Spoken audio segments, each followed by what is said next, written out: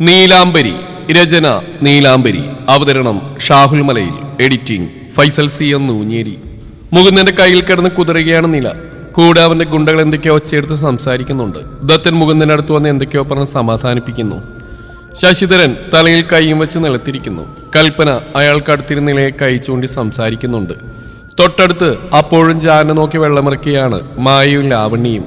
മരക്കുറ്റിയുടെ മുകളിൽ നിന്നൊന്ന് എഴുന്നേറ്റു ജാൻ. കയ്യിൽ നിന്ന് തോക്കാൻ കിരണിന് നേരെ എറിഞ്ഞു. കിരൺ അത് ക്യാച്ച് ചെയ്ത് പാനിന്റെ പുറകിൽ തിരികെ. ജാൻ തങ്ങൾക്ക് നേരെ നടന്നു വരുന്ന എല്ലാവരും നോക്കി നിന്നു. ശശിധരൻ നിലത്തുനിന്ന് എഴുന്നേറ്റു. അയാളുടെ കണ്ണിൽ തീയാളുന്നുണ്ടായിരുന്നു. മുകുന്ദൻ നിലയെ കൂടുതൽ അവനോട് ചേർത്ത് നിർത്തി. ഇട്ടിരുന്ന ലോങ് ഓവർ കോട്ടൂരി തന്റെ കാറിന്റെ ബോണറ്റിലിട്ട് ഇൻസേർട്ട് ചെയ്ത ഷർട്ട് നിവർത്തിയിട്ടു ജാൻ. കൈയുടെ സ്ലീവ് അല്പം കൂടി മുകളിലേക്ക് ഉയർത്തി അവനെല്ലാവരുടെയും മുമ്പിൽ വന്ന് നിന്നു. ഇരുടുപ്പിലും കൈകുത്തി നിൽക്കുന്ന ജാനെ മുകുന്ദനെ നോക്കി. ഇരു കണ്ണുകളും ഒന്ന് ഇടഞ്ഞു. താൻ വലിയ സംഭവമാണെന്ന് കാണിക്കാൻ കള്ളും കുടിച്ച് പെണ്ണും പിടിച്ച് കത്തിയും കാട്ടി എല്ലാവരെയും വിറപ്പിച്ച് നടന്നപ്പോൾ സ്വയം അഭിമാനിച്ചിരുന്നു. ഒരു പുരുഷൻ എന്നാൽ തന്നെ പോലെ ആവണം. സിനിമയിൽ കാണുന്ന ചോക്ലേറ്റ് പയ്യന്മാരുടെ അടിയും ഇടിയൊക്കെ വെറും സിനിമ, അത്രയേ ഉള്ളൂ. താനാണ് യഥാർത്ഥ പുരുഷൻ. പക്ഷേ തൊട്ടുമുന്നേ ആ തോന്നലെല്ലാം മുകുന്ദന് മാറിക്കിട്ടി. തോക്കിന് മുന്നിൽ പോലും പതറാതെ നെഞ്ചും വിരിച്ച് ജാൻ നിന്നതും കാലിയുടെ തോക്കൊടിച്ച് മടക്കി അവന്റെ തന്നെ ഷർട്ടിനുള്ളിൽ തിരികിയതും തന്റെ അമ്മയെ തൊട്ടവന്റെ കൈ വെടിവെച്ച് തകർത്തുമെല്ലാം അവനിൽ ജാനോട് വല്ലാത്ത അസൂയ തോന്നിപ്പിച്ചു. താനൊരു പുരുഷനല്ല എന്ന് മറ്റുള്ളവർ തന്നെ കുറിച്ച് കരുതുമോ എന്ന് പോലും അല്ല, അവന് സ്വയം തോന്നി തുടങ്ങി. മായുള്ള ആവണിയൊക്കെ തന്റെ മുന്നിൽ വന്നു നിൽക്കുന്നവന്റെ ശരീരം മുഴുവൻ കണ്ണുകൾ കൊണ്ടൊഴിഞ്ഞ് വെള്ളമിറക്കുന്ന കണ്ടപ്പോൾ മുകുന്ദൻ കൂടുതൽ വിറച്ചു. മുകുന്ദൻ നിലയെ നോക്കി. അവൾ മുഖം താഴ്ത്തി നിൽക്കുകയാണ്. പെട്ടെന്ന് കാർ സ്റ്റാർട്ട് ചെയ്യുന്ന ശബ്ദം കേട്ടിടത്തേക്ക് എല്ലാവരും നോക്കി. കാലിയെ കൊണ്ടുപോകുന്നതാണ്. വല്ലാത്തൊരു വരവായിരുന്നല്ലോ കാലിയുടേത്. അനിരുദ്ധൻ തന്റെ മകന് ആദ്യമായി കൊടുത്തൊരു ജോലിയാണിത്. പെൺവിഷയത്തിലല്ലാതെ മറ്റു കാര്യങ്ങൾ കൂടി മകന് മികവുണ്ടോ എന്നറിയാൻ ഒരു പരീക്ഷണം. അതാണിപ്പോൾ 8 നിലയിൽ പൊട്ടിയത്. കാറിലിരുന്ന് ജാന നോക്കി ഇടത് കൈയിലെ ചൂണ്ടുവിരൽ ഉയർത്തി ഒരു താക്കീത് പോലെ കാട്ടി കാലി. പക്ഷെ ഇടത് കൈയിലെ നടുവിരൽ കൊണ്ട് നെറ്റിയൊഴിഞ്ഞ് ജാൻ. ഇനി ചെയ്യാൻ ബാക്കിയെടുക്കുന്ന കാര്യങ്ങളിൽ നിന്നും ശ്രദ്ധ മാറ്റിയുള്ള ചെറിയൊരു വാണിംഗ് എന്ന പോലെ. എന്റെ ശിവാശ്രീ എവിടെയാണ് നമ്മൾ അറിഞ്ഞല്ലോ, എന്നിട്ടും നീ എന്താ ഇങ്ങനെ? എല്ലാവരോടും പിണങ്ങിയിരിക്കാൻ മാത്രം ഇവിടെ ഇപ്പൊ എന്താ നടന്ന്? മാത്രമല്ല നമ്മുടെ ചെക്കന്മാരവിടെ എത്തിയല്ലോ. വേറെ എവിടേക്കല്ലോ അവള് പോയത്? ആ നീലാംബരി മോളുടെ എൻഗേജ്മെന്റിന് സർപ്രൈസ് കൊടുക്കാനല്ലേ? അതും കാവ്യയും കൂടെയുണ്ട്. ഉണ്ണിക്കുട്ടനും കിരൺ അവിടേക്ക് പോയ സ്ഥിതിക്ക് രാത്രിയോടെ അവരിങ്ങെത്തും. ഇങ്ങനെയുണ്ടോ മനുഷ്യര്? ഞാൻ പറഞ്ഞു മടുത്തു. എത്ര തന്നെ സമാധാനപ്പെടുത്താൻ ശ്രമിച്ചിട്ടും തെളിയാത്ത മുഖവുമായി അപ്പോഴും ഇരിക്കുകയാണ് ശിവനാഥ് മേനോൻ. ജയേന്ദ്രൻ പറഞ്ഞു മടുത്തു. കനകത്തിന്റെ മുഖത്തും സങ്കടമാണ്. പക്ഷേ സ്ത്രീയെ കണ്ടുകിട്ടിയതിൽ അവർക്കിപ്പോൾ അല്പം സമാധാനമുണ്ട്. ഹോസ്പിറ്റലിൽ നിന്നും ഡോക്ടർ അഭിഷേക് ഒരു അത്യാവശ്യ കാര്യം പറയാൻ വിളിച്ചതാണ് പ്രശ്നങ്ങളുടെ തുടക്കം. സ്ത്രീ അയാൾ ഒത്തിരി തവണ കോണ്ടാക്ട് ചെയ്യാൻ ശ്രമിച്ചു. എന്നാൽ റിങ് ചെയ്തുകൊണ്ടിരിക്കുന്ന ഫോൺ ആരും അറ്റൻഡ് ചെയ്തില്ല. ആ സമയം കാറിൽ തന്റെ ഫോണും മറന്നു വെച്ച് കാലിയുടെ കഴുത്തിലെ പിടുത്തത്തിൽ ശ്വാസം കിട്ടാതെ പിടയുകയായിരുന്നു സ്ത്രീ. അങ്ങനെയാണ് അഭിഷേക് ശിവനാഥ് മേനോനെ വിളിക്കുന്നത്. രാത്രി ഹോസ്പിറ്റലിൽ എമർജൻസി കേസ് വന്നതെന്ന് കള്ളം പറഞ്ഞ് ട്രിവാൻഡ്രത്തേക്ക് മുങ്ങിയ സ്ത്രീ എവിടെ പോയി എന്നോർത്ത് എല്ലാവർക്കും ആധി കയറി. പക്ഷേ അന്നേരം കൈലാസം തറവാട്ടിൽ ജാനും കിരണും ഉണ്ടായിരുന്നില്ല. അതേസമയം അവരും ട്രിവാൻഡ്രത്തേക്ക് പോയിക്കൊണ്ടിരിക്കുകയായിരുന്നു. സ്ത്രീ മിസ്സിംഗ് ആണെന്ന വിവരം അവരറിയുന്നു ജയേന്ദ്രൻ ഫോണിലൂടെ പറയുമ്പോഴാണ്. തങ്ങളൊരു അത്യാവശ്യ കാര്യത്തിന് ഒരിടം വരെ പോവുകയാണെന്നും എങ്ങനെയും സ്ത്രീയെ കണ്ടുപിടിച്ച് കൊണ്ടുവരാമെന്ന് അവർ പറഞ്ഞു. കിരണിനൊരു സംശയം നേരത്തെ തന്നെ തോന്നിയിരുന്നു. അങ്ങനെ അവൻ കാവ്യ വിളിക്കാൻ ശ്രമിച്ചു. അവളും ഫോൺ എടുക്കാതെ ആയപ്പോൾ അവർക്ക് ഏകദേശം ഒരു ഐഡിയ ഉണ്ടായിരുന്നു.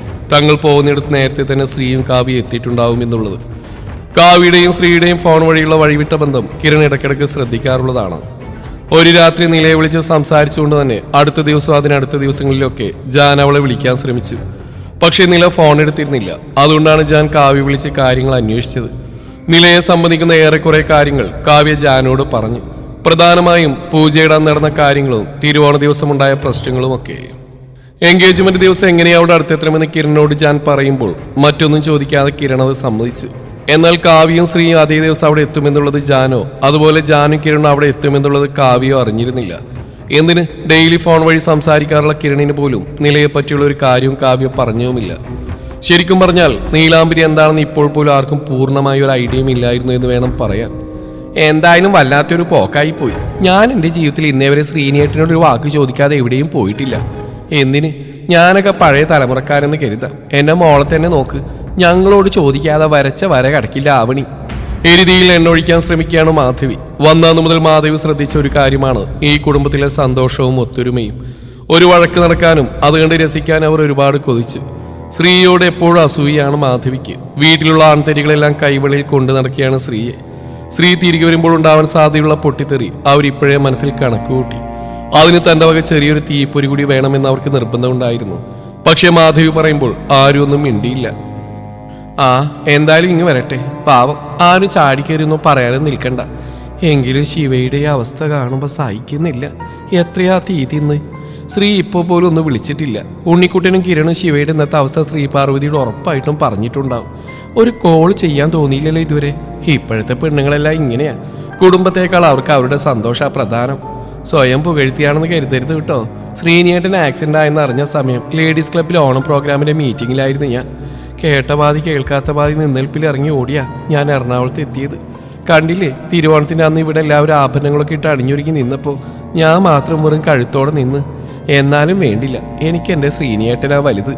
മാധവിയുടെ സംസാരം കനകത്തിന് തീരെ പിടിച്ചില്ല. എല്ലാ തവണയും താൻ എല്ലാം കണ്ടില്ല കേട്ടിൽ നടിക്കാറാണ് പതിവ്. അവരെല്ലാവരെയും നോക്കി ഒന്നും മിണ്ടാതിരിക്കുകയാണ്. നിർമ്മലയും രാധികയും ഉൾപ്പെടെ എല്ലാവരും. തന്റെ മകളെ പറഞ്ഞിട്ട് ആരും ഒന്നും മിണ്ടുന്നില്ല. എന്തെങ്കിലും ഒന്നും പറയാതിരിക്കാൻ അവർക്ക് കഴിഞ്ഞില്ല. എന്നിട്ടാണോ മാധവി നീ ശ്രീനിയെ മാൻഷനിൽ തനിച്ചാക്കിയിട്ട് ഓണം കൂടാൻ ഞങ്ങളോടൊപ്പം പോന്ന്? അപ്പ പറഞ്ഞ ഈ പ്രേമോ സ്നേഹമൊന്നും ഞാൻ കണ്ടില്ലാലോ. പറയാനാണെങ്കിൽ കുറെ കാണും മാധവി എല്ലാവർക്കും. പക്ഷേ സമയവും സന്ദർഭവും നോക്കി വേണം അത് പറയാൻ. ഓണത്തിന് നീ അണിയാതെ പോയ ആഭരണങ്ങളുടെ കണക്കെടുക്കാൻ ഞങ്ങൾക്കിപ്പോൾ തീരെ താല്പര്യമില്ല, സമയവും ഇല്ല. അല്ലേ പിന്നെ എത്രയാന്ന് വെച്ചാ. ശ്രീയുടെ അമ്മ എന്താ ഈ പറയുന്നേ?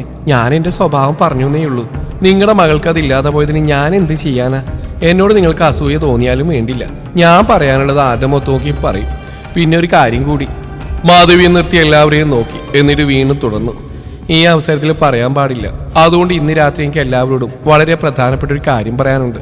ഉണ്ണിക്കുട്ടനൊന്ന് വന്നോട്ടെ, ചില കാര്യങ്ങൾ ഉറപ്പിച്ചു വെക്കണം. ഇനി ഇതിങ്ങനെ നീട്ടിക്കൊണ്ടുപോകാൻ ഒക്കത്തില്ല. മാധവിയുടെ സംസാര രീതികൾ ആർക്കും അത്ര രസിച്ചില്ല. ഇനി ആരും ഇവിടെ അത് കേട്ടിരിക്കേണ്ട കാര്യമില്ലെന്ന് ജയേന്ദ്രന് തോന്നി. എല്ലാവരും ഒന്ന് നിർത്തുന്നുണ്ടോ? ആദ്യം ഒരു നീങ്ങ് വന്നോട്ടെ കനകം. നീ ഇനി വായ ഉറക്കരുത്. കുറ്റവും കുറവും കണ്ടുപിടിക്കാനോ അതിന് മറുപടി കേൾക്കാനോ അത് കേൾക്കാനൊന്നും ഇപ്പൊ ആർക്കും താല്പര്യമില്ല. അതുകൊണ്ട് എല്ലാവരും അവരുടെ റൂമിലേക്ക് പോയിക്കോ, അതാ നല്ലത്. അതും പറഞ്ഞ് ജയേന്ദ്രൻ എഴുന്നേറ്റ് മുകളിലേക്ക് പോയി. ഒപ്പം ഒന്നും മിണ്ടാതെ മുഖം കുനിച്ച് ശിവനാഥ് മേനോനും പോയി. മാധവി ആവണിയും മുഖത്തോട് മുഖം നോക്കി ചിരിച്ചു. കനകം, നീ ഒന്നിങ്ങ് വന്നേ, നമുക്ക് ആ കുളപ്പടവിൽ പോവാം. നിറയെ താമര പൂത്ത് നിൽക്കുക അവിടെ. എത്ര നാളായി അങ്ങോട്ട് പോയിട്ട്. പണ്ടൊക്കെ ഒരു നേരം കഴിഞ്ഞാൽ പിള്ളേരെയും കൂട്ടി അവിടെ തന്നെയാ നമ്മൾ, അല്ലേ? നാഥ് പോയേ പിന്നെ ഞാൻ അധികം അങ്ങോട്ട് പോവാറില്ല. വന്നേ. ആകെ വിഷമിച്ച് കണ്ണുകൾ നിറച്ചിരിക്കുന്ന കനകത്തെ കണ്ടിട്ട് നിർമ്മലയ്ക്ക് സഹിച്ചില്ല. അവരുടെ മൂഡ് മാറ്റാൻ വേണ്ടിയാണ് നിർമ്മല ഇപ്പോൾ ഇങ്ങനെ പറഞ്ഞ് അവർക്കൊപ്പം രാധികയും കൂടി. നടന്നു മറിയുന്ന മൂവരെയും നോക്കി മാധവി മുഖം വെട്ടിച്ചു. നോക്കാവണി, എത്ര നാളായി നമ്മൾ ഇവരൊപ്പം കൂടിയിട്ട്. വിവാഹക്കാരി ആരും ഇന്നവരെ മിണ്ടിയിട്ടില്ല. നിന്റെ പപ്പയെ പോലെ അല്ലേ ഞാൻ. എനിക്ക് കാര്യങ്ങൾ എളുപ്പം നടക്കണം. ഇന്ന് ഞാൻ രണ്ടിലൊന്ന് തീരുമാനിക്കും. നോയിക്കോ, എത്ര നാളെ ഞാൻ നിന്നോട് പറയാം ആ ചെക്കനെ ഒന്ന് കയ്യും കണ്ണും കാണിച്ച് വരുതിയിലാക്കാൻ. കേട്ടോ നീ? ഇനി അത് എങ്ങനെയാണെന്ന് കൂടി ഞാൻ നിനക്ക് പറഞ്ഞു തരണോ? അവൻ നിന്നെ ഒന്ന് നോക്കുന്ന പോലും ഇല്ല. ഞാൻ എന്ത് ചെയ്യാനാ മമ്മി? ഞാനൊരു വല്ലാത്ത ടൈപ്പാ. എത്ര തവണ ഞാൻ പോയി അടുത്ത് നിന്നെന്നറിയോ? ആ കിരൺ എങ്ങനെയാണോ അതുപോലെ ഞാൻ അടുത്ത് നിന്നാൽ അവന് തോന്നുന്നു. മുംബൈയിലൊക്കെ ആയിരുന്നപ്പോൾ എൻ്റെ പുറകെ നടക്കാത്ത ചെക്കന്മാരില്ലായിരുന്നു. എന്നാൽ ഇവിടെ വന്നേ പിന്നെ എനിക്കെന്നെ തോന്നാറുണ്ട് ഞാൻ പെണ്ണ് തന്നെയാണോ എന്ന്. നിരാശയോട് ആവണി പറയുമ്പോൾ മാധവി കുറെ കടന്ന് ചിന്തിച്ചു പോയി. മോളെ, ഇനി അവൻ മറ്റേതു വല്ലതും ആണോ? കോപ്പാണ്. അതൊന്നുമല്ല മമ്മി. അത് നിനക്കെങ്ങനെ അറിയാം? ആ മറ്റവളില്ലേ, ആ നീലാംബരി, അവളെ കാണുമ്പോൾ ജാൻ്റെ നോട്ടം ഭാവം ഒന്ന് കാണേണ്ടതാ. കൊതിയാവും മമ്മി.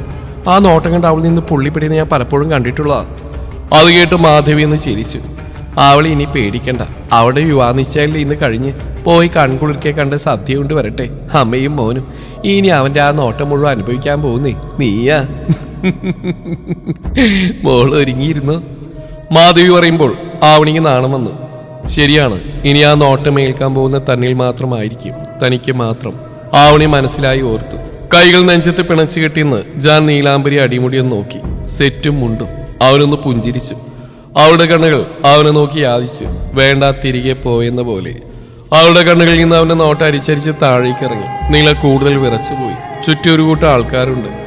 ആരെയും വകവെക്കാതെ ഇങ്ങനെ തന്റെ മുന്നിൽ വന്നിരുന്ന് നോക്കാൻ ജാൻ സാറിന്റെ മനസ്സിൽ എന്താണ്? അവൻ അവളെ നോക്കി കാണുകയായിരുന്നു. മതിമറന്നു പോയിട്ടൊന്നും ഇല്ലായിരുന്നു അവൻ.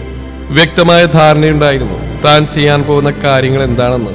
താൻ ആഗ്രഹിച്ച വേഷത്തിൽ തന്റെ മുന്നിൽ നിൽക്കുകയാണ് തന്റെ പെണ്ണ്. കയ്യിലും കഴുത്തിലും കാതിലുമെല്ലാം മുമ്പൊന്നും കണ്ടിട്ടില്ലാത്ത പോലെ സ്വർണ്ണാഭരണങ്ങൾ. പക്ഷെ കഴുത്തിലും കയ്യിലുമൊക്കെ മണ്ണും പൊടിയുമാണ്. ഉടുത്തിരിക്കുന്ന സെറ്റും മുണ്ടുമൊക്കെ ആകെ അഴിഞ്ഞുലഞ്ഞ പോലെ. ഉടുത്തിരിക്കുന്ന നേരിയത് മുണ്ടിൽ കാൽമുട്ടിന്റെ ഭാഗത്ത് അഴുക്ക് പറ്റി പിടിച്ചിരിക്കുന്നു.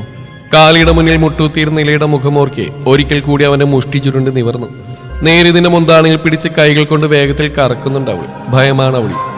പെട്ടെന്നാണ് അവളുടെ ഇടുപ്പിൽ ഒരു കൈ വന്ന് മുറുകിയത് ജാൻ കണ്ടത്. നിന്ന നിൽപ്പിൽ പിടഞ്ഞുകൊണ്ട് ആ കൈ തട്ടി മാറ്റി കുതറി മാറി. എങ്കിലും മുകുന്ദൻ അവിടെ കൈത്തണ്ടയിൽ പിടിച്ചു വലിച്ച് അവന്റെ ഒപ്പം നിർത്തിക്കൊണ്ട് ഒരു വഷളൻ ചിരിയോടെ ജാനെ നോക്കി. ജാന്റെ നോട്ടമൊന്ന് മുറുകി. കണ്ണുകൾ മുറുക്കി അടച്ചു തുറന്ന് അവൻ മുകുന്ദൻ ഒരിക്കൽ കൂടിയൊന്ന് നോക്കി. ആ നോട്ടത്തിലെ പന്തികേട് മനസ്സിലാക്കി ശശിധരൻ മുന്നോട്ട് വന്നു. എന്തായാലും നടന്നു. തങ്ങളുടെ മുന്നിൽ നിൽക്കുന്ന സാധാരണക്കാരിൽ നിന്ന് ഇതിനോടൊക്കെ അയാൾക്ക് മനസ്സിലായി കഴിഞ്ഞിരുന്നു.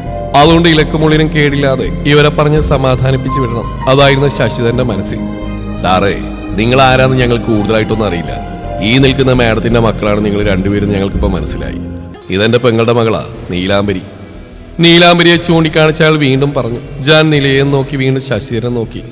സാറിന് ഇവളോട് ദേഷ്യമാണെന്ന് ആ നോട്ടം കണ്ടപ്പോൾ മനസ്സിലായി. അത് ന്യായം തന്നെയാ. എങ്കിലും പറയുക, സാറിന് അറിയോ ഇല്ലയെന്ന് എനിക്കറിയില്ല. ഇവള് ജോലി ചെയ്യുന്ന സാറിന്റെ അമ്മയുടെ ഓഫീസിലാ. സാറിന്റെ അമ്മ ഞങ്ങൾ ക്ഷണിച്ചിട്ടൊന്നല്ല ഇവിടേക്ക് വന്ന്. എന്റെ മകൻ മൂന്നിന് ഇവളും ചെറുപ്പം മുതലേ പ്രേമത്തില്ല. അതുകൊണ്ടൊരു വിവാഹ നിശ്ചയം നടത്തി ബന്ധം ഉറപ്പിക്കാനാണ് ഞങ്ങൾ ഇവിടെ വന്നത്. അല്ലാതെ സാറ് കരുതും പോലെ ഇവള് നിങ്ങളുടെ അമ്മയെ ഈ നിൽക്കുന്ന പെൺകുട്ടിയെ ഇങ്ങോട്ട് വിളിച്ചു വരുത്തി മനഃപൂർവ്വം ഈ പ്രശ്നങ്ങളിൽ പെടുത്തിയതല്ല. സാറും സാറിന്റെ കൂടെ വന്ന ആ സാറും കുറച്ചു മുമ്പ് പട്ടിയെ പോലെ തല്ലിച്ചയച്ച് ഞങ്ങൾക്ക് വേണ്ടപ്പെട്ട ആൾക്കാരെയാ. അവരിവിടെ വന്ന് ഈ വിവാഹ നിശ്ചയത്തിൽ പങ്കെടുക്കാനാ. അല്ലാതെ സാറിന്റെ അമ്മയോട് അവർക്കൊരു ശത്രുതയില്ലായിരുന്നു. കാവ്യ, ജാൻ ശശിധരൻ നോക്കിക്കൊണ്ട് കാവ്യ വിളിച്ചു. ആ ജാൻ. കാവ്യ വിളി കേട്ടു. ഈ ക്യാരക്ടറിന്റെ നെയിം എന്താ? ജാൻ ശശിധരന്റെ മുഖത്ത് നോക്കിക്കൊണ്ട് തന്നെ കാവ്യയോട് ചോദിച്ചു. ചുമ്മാ ഒരു ഷോ. ഇതിനോട് തന്നെ സെക്കൻഡ് എല്ലാവരെയും മനസ്സിലായി കഴിഞ്ഞിരുന്നു. ഇത് ശശി. ഓ സോറി, ശശിധരൻ മാമ. ഈ മുറച്ചെറുക്കന്റെ. ഓ യാ ഓക്കെ. ആവുന്നതിനെ കളിയാക്കിയ പോലെ ശശിധരൻ തോന്നി. കൽപ്പനയ്ക്ക് നീലാംബരിയെ കൊല്ലാനാണ് തോന്നിയത്. അവൾ കാരണമാണല്ലോ ശ്രീയും കാവ്യയുടേക്ക് വന്ന്. ഉള്ളിൽ നുരഞ്ഞു പൊന്തിയ ദേഷ്യം മറച്ചു വെച്ച് ശശിധരൻ പ്രശ്നം ഒത്തീർപ്പാക്കാൻ ഒരു ശ്രമം കൂടി നടത്തി. സാറ് ഞങ്ങളെ കളിയാക്കണ്ട. നിങ്ങളെപ്പോലെയല്ല, ഞങ്ങൾ പാവപ്പെട്ടവരാ. എൻ്റെ അമ്മ തീരെ വയ്യാതെ ആശുപത്രി കിടപ്പില്ല. ഇവളുടെ അമ്മയും എൻ്റെ അച്ഛനും രാത്രി മുതൽ ആശുപത്രിയില്ല. പിന്നെ കുട്ടികളുടെ കാര്യമായതുകൊണ്ടാ ഈ ചടങ്ങ് നടക്കട്ടെ എന്ന് ഞാൻ കരുതിയത്. ഞങ്ങളോട് ദേഷ്യം തോന്നരുത്. വേണമെങ്കിൽ ഇതേ ഇവള് സാറിന്റെ കാല് പിടിക്കും. അതും പറഞ്ഞ് നീലാംബരിയുടെ നേരെ തിരിഞ്ഞു ശശിധരൻ. ഈ നിൽക്കണ സാറിന്റെ കാല് വീണ് മാപ്പുറടി. നീ കാരണ ആ കൊച്ചമ്പൂരി ഈ നിൽക്കണ സാറിന്റെ അമ്മയോട് വഴക്കിന് പോയത്. അറിഞ്ഞോ അറിയാതെയോ നിന്റെ ഭാഗത്ത് തെറ്റ് സംഭവിച്ചു പോയി കാല് വീണ് മാപ്പുറടി. അതും പറഞ്ഞ് ശശിധരൻ നിലയെ ജാന്റെ നേരെ പിടിച്ചുള്ളി. പെട്ടെന്നുള്ള അയാളുടെ തള്ളലിന്റെ ശക്തിയിൽ നില ജാന്റെ നേരെ തെറിച്ച് വീണു. വീഴാൻ അനുവദിക്കാതെ അവളുടെ ഇരു ഷോട്ടിൽ പിടിച്ച് നിലയെ ജാൻ നിവർത്തി നിർത്തി. അവന്റെ മുന്നിൽ അവൾ അങ്ങനെ മുഖം താഴ്ത്തി നിന്നു. എടി മായേ. വല്ലാത്ത വെപ്രാളത്തോടെ ലാവണ്യ മായയെ നോക്കി. അവിടെ ഇത് തന്നെ അവസ്ഥ. പഞ്ഞ ഡാഷ് മോള് കിട്ടിയ അവസരത്തിൽ പോയി ഒട്ടിനിൽക്കുന്നുണ്ടില്ലേ നിന്റെ മുകുന്ദ സേട്ടൻ. എന്ത് നോക്കിയാ നിൽക്കുന്നത്? പിടിച്ച് മാറ്റിക്കൂടെ അവളെ? മായക്കും സഹിക്കുന്നുണ്ടായിരുന്നില്ല. അല്ലെങ്കിലും ആവശ്യത്തിന് ഉപയോഗമില്ലാത്തവൻ അങ്ങേര്. എങ്കിലും നോക്കണേ അവിടെ ഒരു അഹങ്കാരം. മുകുന്ദേട്ടൻ തൊടാൻ ചെല്ലുമ്പോ കുതിരി മാറുന്നവളാ. ഒരു പരിചയമില്ലാത്ത അവനെ കണ്ട പോയി ഒട്ടിക്കുന്നുണ്ടോ? ചെന്ന് രണ്ട് പൊട്ടിക്കട്ടെ ഞാൻ. ലാവണ്യമായും നീലാംബരിയെ നോക്കി ഓരോന്നും പറഞ്ഞുകൊണ്ടിരുന്നു. പക്ഷെ ഈ സമയം അത്രയും മുകുന്ദന്റെ നോട്ടം കിരണിലായിരുന്നു. അവിടെ ഇവിടെയായി മാറി നിൽക്കുന്ന തന്റെ കൂട്ടുകാരന്മാരെ മുകുന്ദനെ നോക്കി. മുകുന്ദന്റെ നോട്ടത്തിന്റെ അർത്ഥം മനസ്സിലായ പോലെ അവന്മാർ സജ്ജരായി മെല്ലെ ഒരുമിച്ച് കൂടി. പെട്ടെന്നാണ് മുകുന്ദൻ നിലയെ ശ്രദ്ധിച്ച്. ഇവളിതെന്ത് കോപ്പായി കാണിക്കുന്നത്? ഇങ്ങോട്ട് മാറി ചോദിക്കണേ മാപ്പ്. അവളോടനെ പോയി ഒട്ടി നിൽക്കുക. വാടിയോടെ. മുകുന്ദൻ നിലയുടെ കയ്യിൽ പിടിച്ചു വലിച്ചു. അപ്പോഴും മുന്നിൽ മുഖം കുനിച്ച് നിൽക്കുന്നവളെ ജാൻ നോക്കി നിന്നു. ഭയം എന്ന വികാരം ഒരുപക്ഷെ തനിക്ക് ഇല്ലാത്തതുകൊണ്ടാവണം തനിക്ക് നിലയോട് ഇപ്പോൾ ദേഷ്യം തോന്നുന്ന അവന് തോന്നി. ദേഷ്യപ്പെട്ടിട്ട് കാര്യമില്ല. അവൾ അത്രമേൽ അനുഭവിച്ചവളാണ്. പ്രതികരിക്കാൻ അറിയാമായിട്ട് കൂടി എന്തൊക്കെയോ കാരണങ്ങൾ അവിടെ വായ മൂടിക്കിട്ടുന്നാവാം. അവൻ ശ്വാസം ഒന്ന് വലിച്ചു വിട്ടു.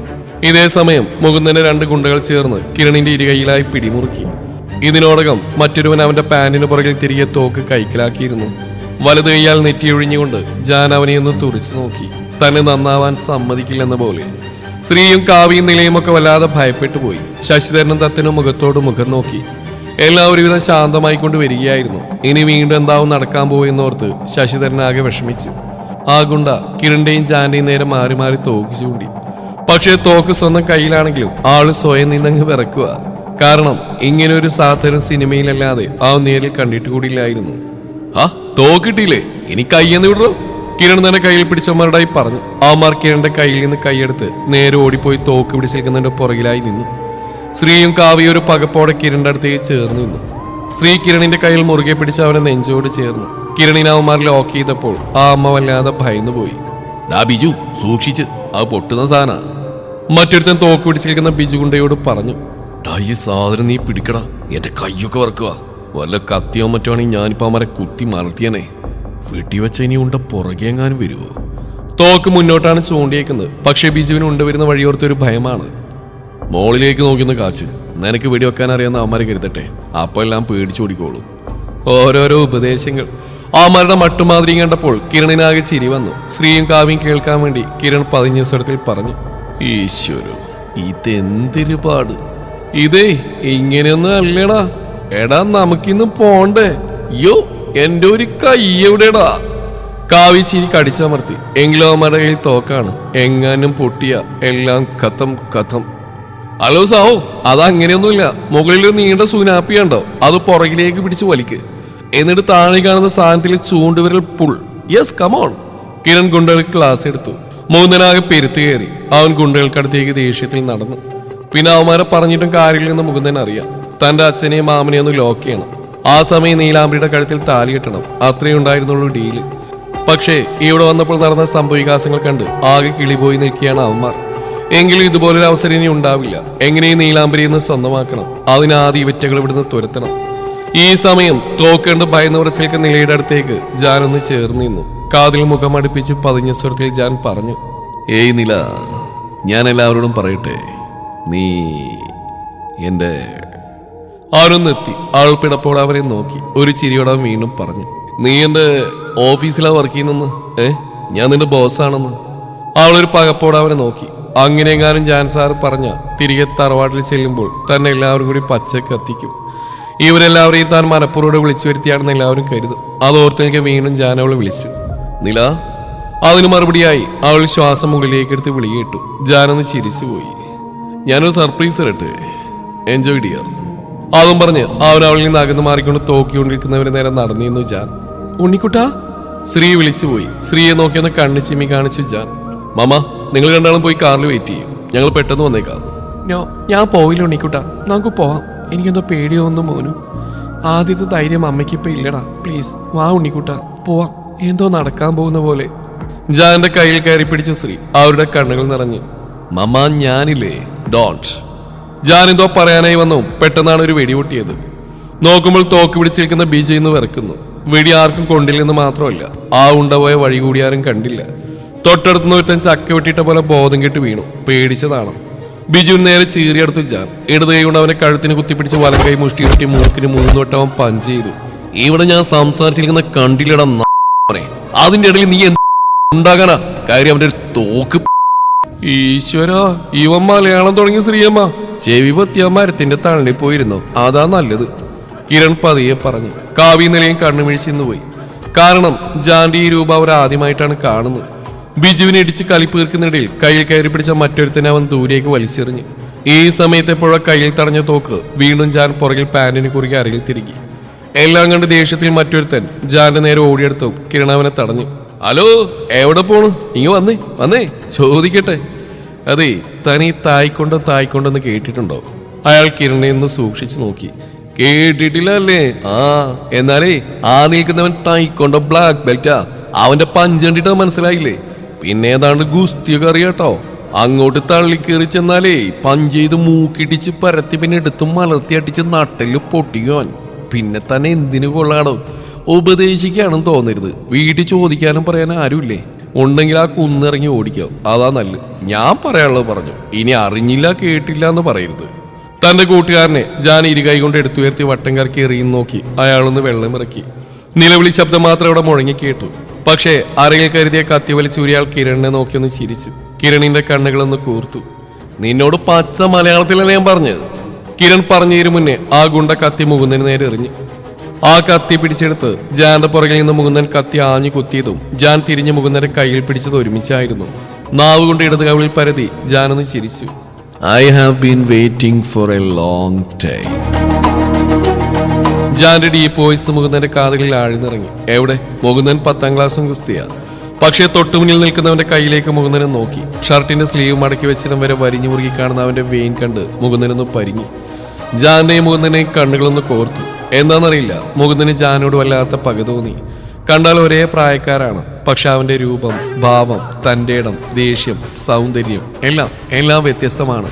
താൻ ഇതുവരെ കണ്ട പുരുഷന്മാരിൽ നിന്നും തികച്ചും വ്യത്യസ്തൻ.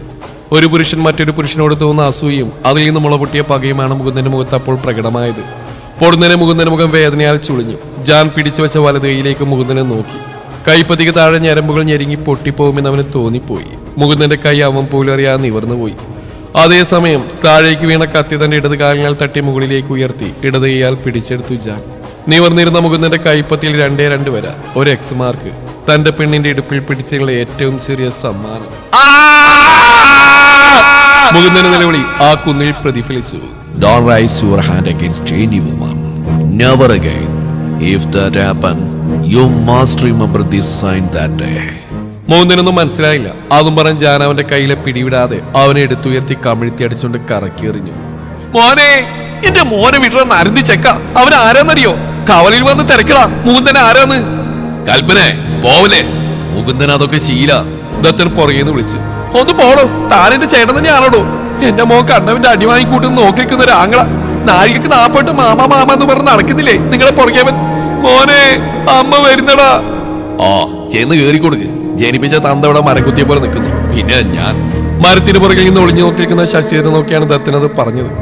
കൽപ്പന മരച്ചോട്ടിൽ നിന്ന് ഓടിയിറങ്ങുമ്പോൾ ആ പറഞ്ഞു കേട്ട് ശശിധരനും തിരിഞ്ഞു നോക്കി. അതേസമയം തന്നെ തറയിൽ ഒരു വേൽ തട്ടി തടഞ്ഞ് കൽപ്പന നിലത്തേക്ക് വീണ് ഉരുണ്ട്. അയ്യോ, എന്നെ ആരെങ്കിലും ഒന്ന് പിടിക്കണേ. ഓ പെങ്ങള് പോയി. ദത്തൻ ആകാശത്തേക്ക് നോക്കി പറഞ്ഞു. ഉരുണ്ട് പിരണ്ടു വരുന്ന കൽപ്പനയെ കണ്ട് കിരൺ കാവ്യ നോക്കി പറഞ്ഞു. Kavya shoot. Oh sure. Kavya ഓടി കൽപ്പനക്കടുത്തേക്ക്. ആന്റി, ഞാൻ ദേ വരുന്നു. എവിടെയോ തടഞ്ഞിരുന്ന കൽപ്പനക്കടുത്തേക്ക് കാവ്യ ഓടിച്ചെന്നു. കാവ്യ വരുന്ന പ്രതീക്ഷയോടെ നോക്കി കൽപ്പന. പക്ഷേ കാവ്യ കൽപ്പനയുടെ തടസ്സങ്ങളെല്ലാം മാറ്റി ഒന്ന് പുഷ് ചെയ്ത് കൂടുതൽ വേഗത്തിൽ ഉരുട്ടി വിട്ടു. കൽപ്പന ഉരുണ്ടുരുണ്ട് എങ്ങോട്ടോ പോയി. അവസാനം വലിയൊരു ശബ്ദവും ഒരു നിലവിളിയും കേട്ടു. തുടരും ഈ കഥയുടെ ബാക്കി ഭാഗം നാളെ ഇതേ സമയം.